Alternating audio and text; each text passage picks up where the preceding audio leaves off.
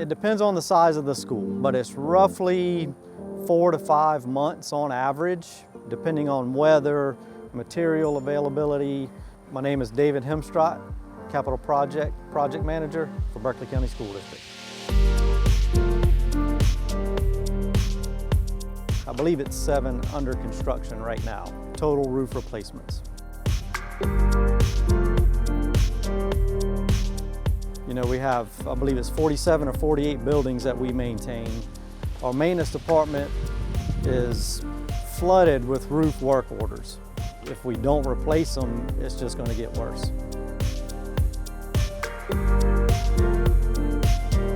At each school there are various stages: new insulation, new underlayment, new top cap sheet. Cainhoy Elementary, they're roughly 40 to 50% done with the tear off and re-drying in. The middle school is roughly 20% into the project with tear off and replacement. Sangaree Intermediate, we're in the closeout phase. The life expectancy is an average of 20 years.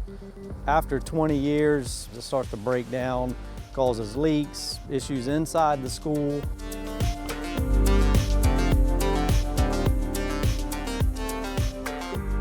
If you get a roof leak, it goes right into the school.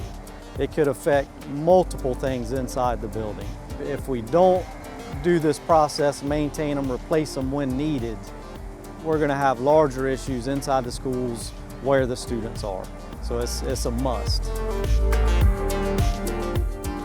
It's satisfying to know that we have a new roof, because your roof is what protects the building from the elements, from the water, the sunlight, the insulation. Like I say, it's a must.